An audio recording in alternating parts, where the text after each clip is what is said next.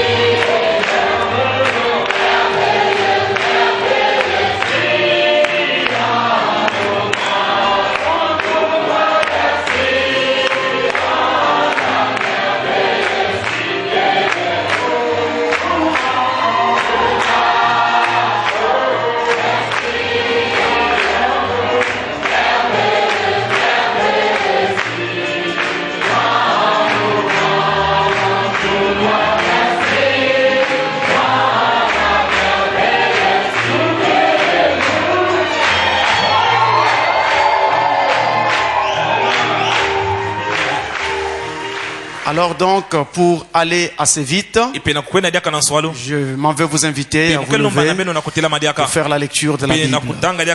Nous allons lire une toute petite portion de la parole de Dieu. Nous allons dans le livre de Matthieu, au chapitre 17. Je vais lire du verset 1 au verset 5. Nous lisons au nom du Seigneur Jésus-Christ. 6 jours après, Jésus prit avec lui Pierre, Jacques et Jean, son frère, et il les conduisit à l'écart sur une haute montagne. Il fut transfiguré devant eux. Son visage resplendit comme le soleil, et ses vêtements devinrent blancs comme la lumière. Et voici Moïse et Élie leur apparurent, s'entretenant avec lui. Pierre, prenant la parole, dit à Jésus: Seigneur, il est bon que nous soyons ici. Si tu le veux, je dresserai ici 3 tentes, une pour toi, une pour Moïse et une pour Élie. Comme il parlait encore, une voix fit entendre de la nuée ces paroles: Celui-ci est mon fils bien-aimé, en qui j'ai mis toute mon affection. Écoutez-le. Amen. Juste un mot de prière. Notre Père Céleste, nous te rendons grâce à l'occasion de ce mariage. Nous te remercions pour la portion de la parole que tu nous as permis de lire.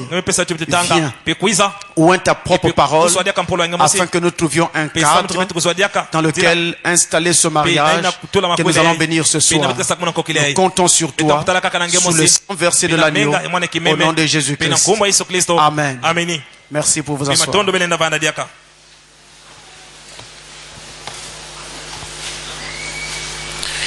Je crois que pour les pasteurs qui sont ici, et même pour les étudiants de la Bible, que la plupart d'entre vous êtes, le passage que je viens de lire est un passage vraiment tout à fait bizarre,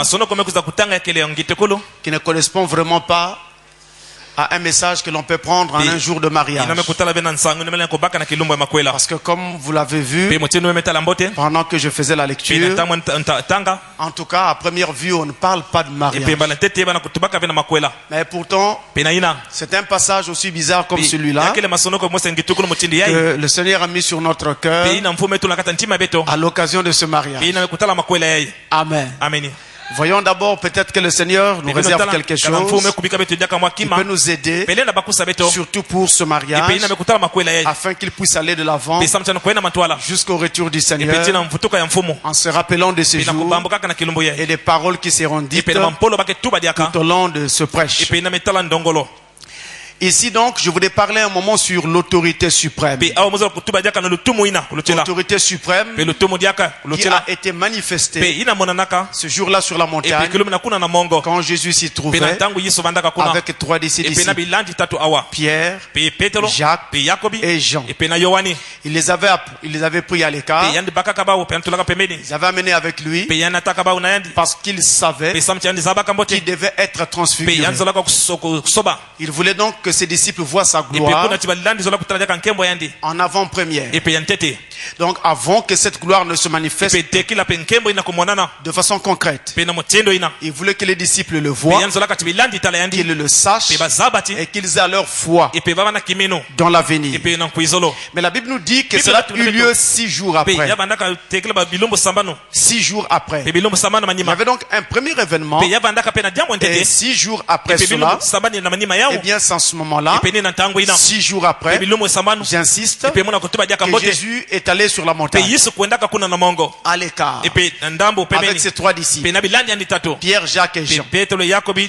Ces 3 disciples vont alors être témoins de cette autorité que Dieu va témoigner, ou plutôt conférer à Christ. Et il a pris 3 témoins, parce que selon la Bible, dans Deutéronome 19 verset 15, un fait ne peut se établir que sur la déposition de 2 ou de 3 témoins.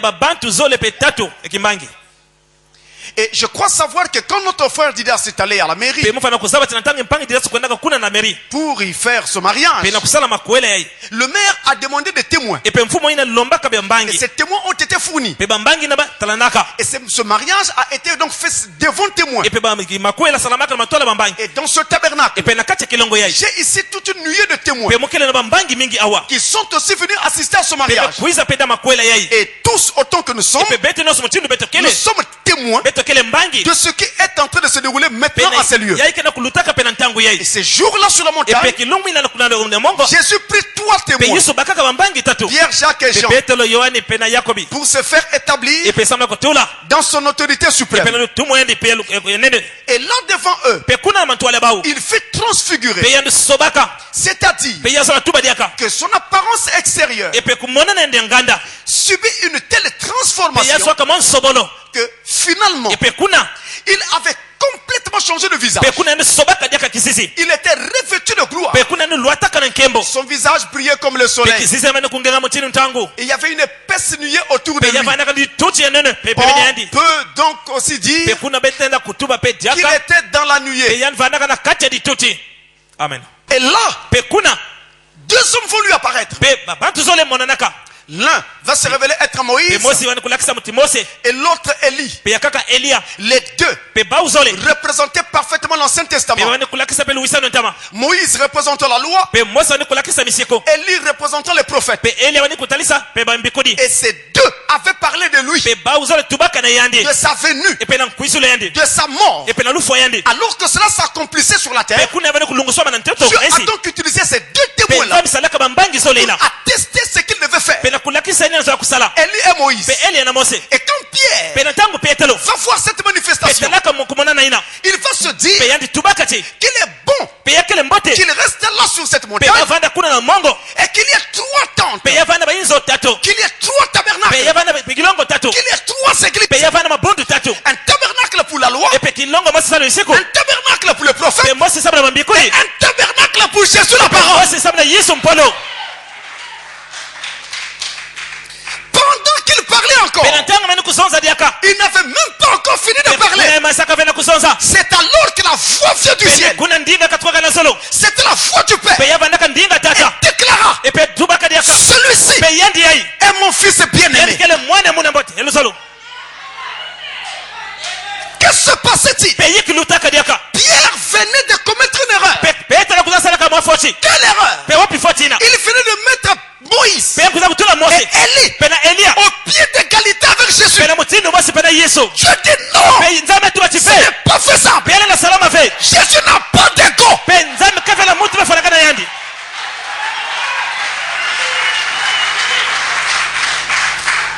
Celui-ci est mon fils bien-aimé, à qui j'ai mis toute mon affection. Écoutez-le. C'est lui que vous devez écouter. L'autorité suprême, c'est lui. Devant témoins, 3 témoins, Pierre, Jacques et Jean, Dieu établit cette autorité du Christ. Mais il y a une autre chose qui me semble paradoxale. Une fois dans l'Ancien Testament, il y avait une femme qu'on appelait Vasti, qui était mariée à un roi qu'on appelait Assuérus. À l'occasion d'une fête, comme celle-ci, le roi demanda à sa femme de paraître à ses côtés. Et pour que ces gens, les sujets de son royaume, la voient et voient sa beauté, Vasti refusait. Il dit, moi, je ne peux pas aller me présenter là comme une marchandise, pour que tout le monde me contemple. Je n'y vais pas. Chose curieuse, là encore, la sanction a été immédiate. Dieu a parlé par la bouche des conseillers du roi. Cette femme n'a plus sa place au palais. Elle doit être renvoyée. La première fois, quand Pierre fit l'erreur, Dieu corrigea. Celui-ci est mon fils. J'ai mis l'autorité en lui. Mais nous remarquons encore que là c'était le cas de Mariam. Une erreur a été commise. Dieu n'a pas accepté. La sanction était immédiate. Renvoyez-moi Vasti.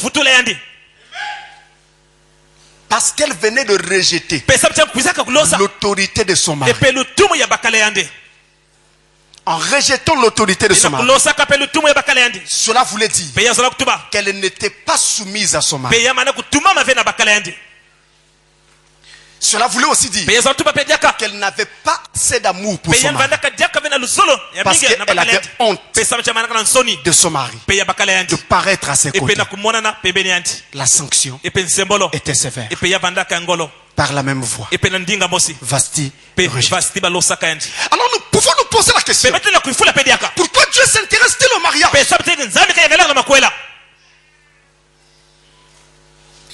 En parlant de Jésus tout à l'heure, je peux comprendre. Mais pour le mariage terrestre et mariage humain, pourquoi Dieu s'intéresse-t-il à cela? Eh bien, mes frères, je voudrais que vous le sachiez. Toute la Bible ne parle que de mariage. La Bible s'ouvre par un mariage dans la Genèse. Et la Bible se referme sur un autre mariage.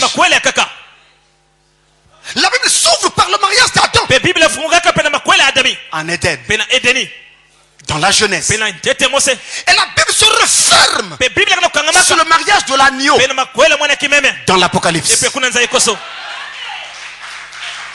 Et tout au long de la Bible, on parle du mariage de l'homme avec l'âme de l'homme, de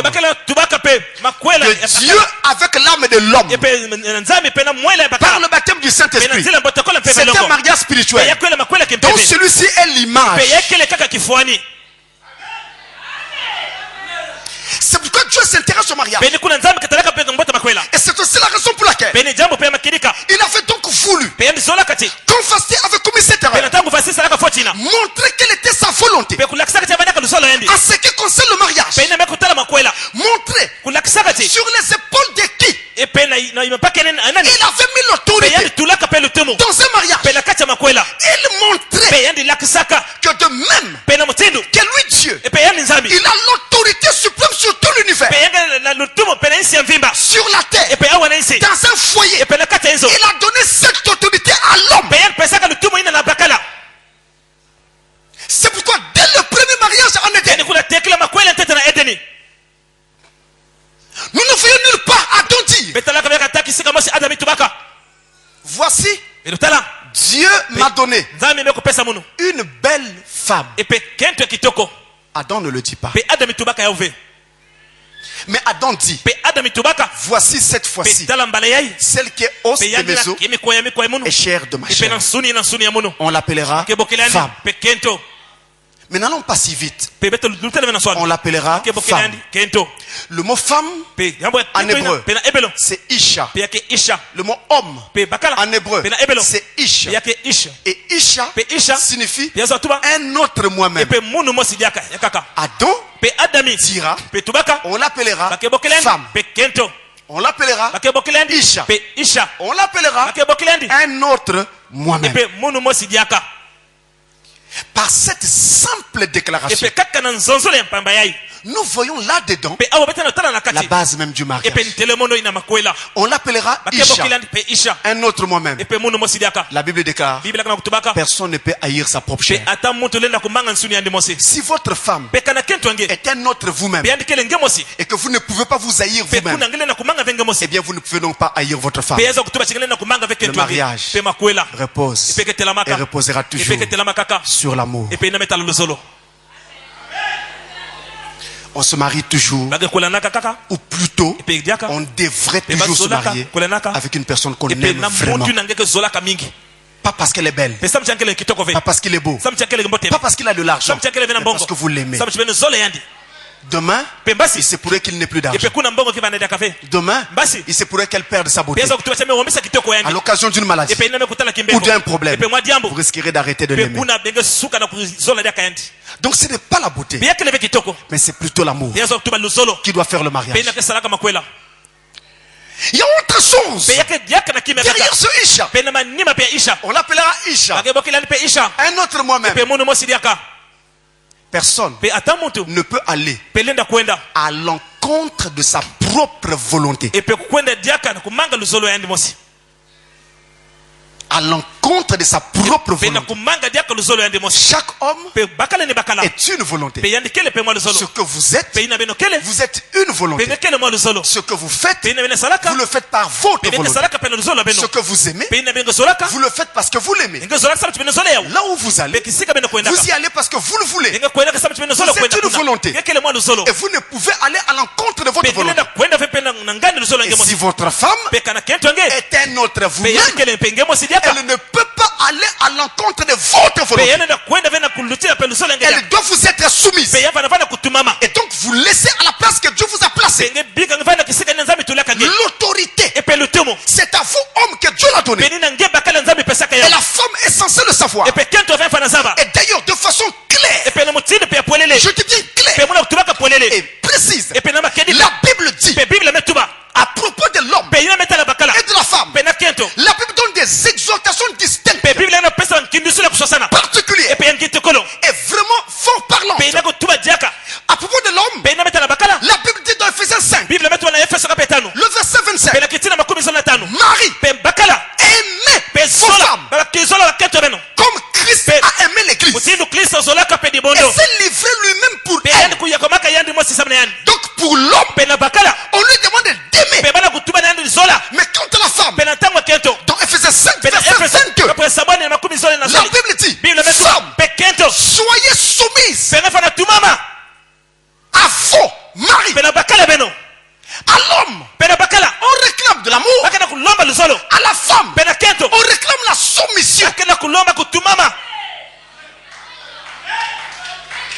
Ça me fait plus de 20 ans de ministère. Et je voudrais vous dire, mes frères, jamais je n'ai vu nulle part où la beauté tienne un mariage. La beauté est comme un vernis qu'on met sur un meuble. Quand on vient de le mettre, en tout cas pendant tout le temps qui va s'écouler, une année, 2, 3 ans, vous allez avoir un meuble parfaitement brillant. Après viendra un temps avec l'usage où le vernis va s'écailler et vous verrez le bois sous son véritable jour. C'est ça la beauté. Vous avez vu une femme, elle vous a paru très belle.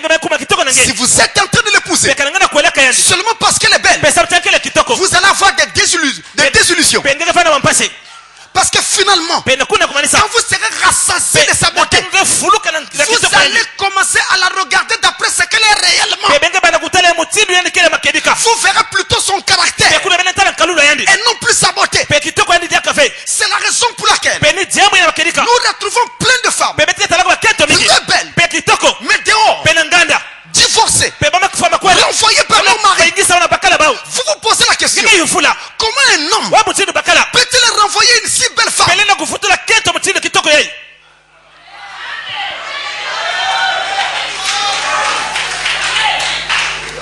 Ça veut dire que la beauté n'est pas tout, mais c'est plutôt le caractère de la femme qui compte. Une femme qui a un cœur, qui aime son mari, qui aime ses enfants, mais pas seulement, qui aime aussi la famille du mari.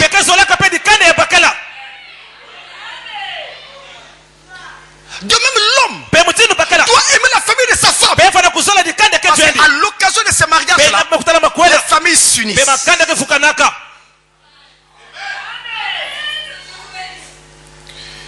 Une femme peut être très belle de figure, mais finalement devenir laide faute de caractère, parce qu'elle parle trop, elle est médisante, elle ne respecte pas son mari.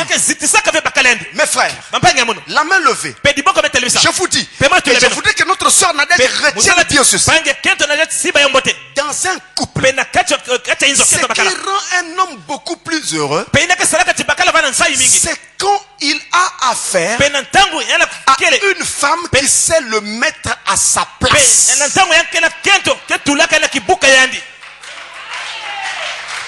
Quand vous rentrez fatigué du travail. Vous n'avez même pas encore enlevé vos souliers. La femme bondit sur vous.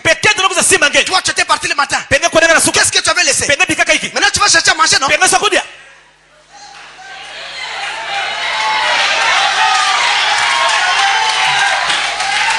Elle ne sait même pas comment s'est passée la journée. Qu'est-ce que vous avez eu comme difficulté au travail? Elle ne sait pas. Elle bondit directement sur vous. On t'avait dit il y a des cotisations dans la famille. Moi, je n'ai pas encore donné. Je suis la seule qui n'a pas encore donné. Depuis le temps, je te demande mais laisse d'abord qu'il enlève au moins les souliers. Qu'il s'asseye au moins. C'est comme ça que vous voyez des hommes. Il arrive à l'extérieur de sa maison. Il croise une fille ou une femme. Il parle avec elle. Il trouve que cette femme est très douce, très gentille. Ce n'est pas d'abord la beauté qui attire les hommes. C'est ce paramètre-là. Il parle, la femme écoute. Il dit, la femme écoute. Il voit, la femme écoute. Ah, celle-là vraiment, si c'est elle que j'avais à la maison, je n'aurais pas tous les problèmes que j'ai. Et le voilà qui développe une union à l'extérieur. La faute à qui? La faute à la femme de la maison. Elle manque de caractère. Elle ne met pas son mari à sa place. Elle ne respecte pas l'autorité de son mari. L'autorité que Dieu a conférée à son mari. Un homme peut reprendre sa femme, blâmer sa femme. C'est permis. Mais il n'est pas permis à la femme de parler durement à son mari. Ce n'est pas permis. Non. Tu as vu, je ne l'ai pas raté. Il y a une femme qui dit, je ne l'ai pas raté aujourd'hui. Il a entendu les choses de son âge. Quand tu seras dehors, hors du foyer, tu verras aussi les choses de ton âge. Le mariage est vraiment difficile. Il est très facile d'avoir une femme pour un moment de plaisir. Mais avoir un homme qui vient frapper à la porte de la famille de cette fille pour l'épouser, ça c'est devenu difficile. Et quand vous voyez un frère faire cela, je crois que c'est vraiment honorable. Et pour les femmes, la famille de la femme, quand vous arrivez à marier votre fille comme vous le faites maintenant, en tout cas vous êtes bénis de Dieu. C'est un honneur et une bénédiction incontestée et incontestable. Amen. Donc ce n'est pas la beauté qui fait le mariage. Et en général, les femmes qui restent longtemps dans les foyers, ce ne sont pas les femmes fort belles, mais c'est parfois celles qui ne sont vraiment pas très attirantes. Mais elles sont plutôt belles de caractère. Elles savent parler à leur mari. Elles savent s'incliner. Femme, soyez soumise. Mari, aimez. C'est ce que Dieu dit. Et l'ordre est clair. L'autorité suprême dans un couple, c'est l'homme. Tout comme l'autorité suprême dans tout l'univers, c'est Dieu. Et Sœur Nadège doit savoir, l'autorité dans son couple sera toujours le frère Didas. Mais quand Jésus a été établi dans cette autorité, il y avait 3 témoins: Pierre, Jacques et Jean. Pierre symbolise la foi. Jacques symbolise l'espérance. Et Jean, l'apôtre qui mettait toujours sa tête sur la poitrine de Jésus, il symbolise l'amour. Vous aurez besoin de ces 3 choses dans votre couple. L'amour, il est déjà là. C'est pourquoi vous êtes devant nous. N'est-ce pas? Ils sont venus nous présenter leur amour. Mais dans le mariage, l'amour ne suffit pas. Il faut aussi la foi. Il faut aussi l'espérance. Parce qu'il y aura des épreuves, des maladies, des problèmes, de tout genre. Vous devez avoir la foi et l'espérance que ça marchera. Que vous allez surmonter l'épreuve. 3 témoins. Et c'est devant ces 3 témoins spirituels, la foi, l'espérance et l'amour, que je voudrais vraiment consacrer ce mariage. Il faut ces 3 choses. Mais avant de pouvoir clore, je dois insister en disant, parlons là à notre frère Armel Didas Sikaya, en lui disant, il est vrai que Dieu a donné l'autorité à l'homme. Il a dit dans la Genèse, tu enfanteras avec douleur. J'augmenterai la douleur de tes grossesses. Et tu enfanteras avec douleur. Et tous tes désirs se porteront vers ton mari. Et il dominera sur toi. On ne peut pas changer ça. Vous savez mes frères, aujourd'hui, on peut faire tous les efforts qu'on peut pour faire que la femme puisse accoucher avec douceur. Ça ne marche pas. Au moment de l'accouchement, on pleure toujours. N'est-ce pas? Jusqu'à aujourd'hui. Si ça n'a jamais changé, l'autre partie aussi n'a jamais changé. C'est le même verset. Dieu a donné l'autorité à l'homme. Et l'homme domine sur sa femme. Seulement que frère Armel Didas sache que cette autorité ne doit pas être dictatoriale. Elle ne doit pas être oppressive et excessive. L'autorité que Dieu donne à l'homme ne consiste pas à dire à la femme, toi, ici, toi, fais ça. Non, nous ne sommes pas à l'ère coloniale. Il ne s'agit pas de cela. Et cette autorité consiste à faire que l'homme vive selon la parole et donne l'exemple devant sa femme et ses enfants d'une vie digne de l'évangile. La femme regarde, elle est impressionnée et alors elle respecte son mari. En d'autres termes, c'est l'homme qui doit provoquer ce respect. Et j'ai toujours dit, si vous voyez un couple où la femme n'aime plus son mari, il y a fort à parier que ça vient de l'homme. C'est l'homme qui n'aime plus. Parce que la femme ne fait que donner à l'homme l'amour que l'homme lui donne. Nous ne faisons que rendre à Jésus l'amour qu'il nous a donné. C'est donc un amour qui doit être au centre de tout. Et on n'a pas à imposer cette autorité. Elle doit venir de façon induite. La famille regarde ce que vous êtes et la famille est obligée de marcher dans vos pas parce qu'il voit que vous marchez correctement. Et comme je le disais, Jésus a amené ses 3 disciples à l'écart 6 jours après.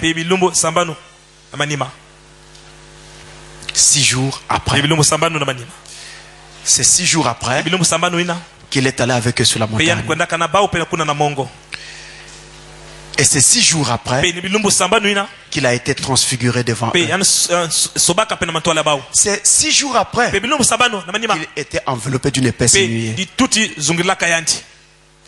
C'est donc 6 jours après qu'il était environné d'une grande gloire. 6 jours après. Si c'est 6 jours après, donc ça se passe un 7e jour. Amen. Amen. Et ce 7e jour-là, il se tient sur une montagne. Et là sur la montagne, quelque chose doit descendre. Et quand les apôtres ouvrent les yeux, la chose est déjà là, sur la montagne. Alléluia. Vous vous rappelez ce qui s'est passé le 28 février? C'était aussi sur une montagne. Ça s'est aussi passé 6 jours après. Nous étions là dans l'âge de la Odyssée. Le 7e âge. Le 7e jour. C'est là que la pierre de fête, sous la forme de la nuée, est descendue sur une montagne. Pour dire quoi? Pour dire que l'heure est venue où l'autorité suprême doit s'établir. Et la foi du Père qui parle à ce jour-là pour corriger Pierre, cette voix a parlé sur la montagne pour dire à l'homme de Dieu, prépare à Dieu sur cette vie. Les 700 vont être révélés. Pour faire quoi? Pour déterrer toutes les autres fois. C'est-à-dire pour amener la foi finale dans un âge final, pour un peuple final. Alléluia. C'est ça le message de l'heure. Et je veux marier ce couple sous le signe de cette autorité suprême qui est descendue en ce temps de la fin. Que Dieu vous bénisse.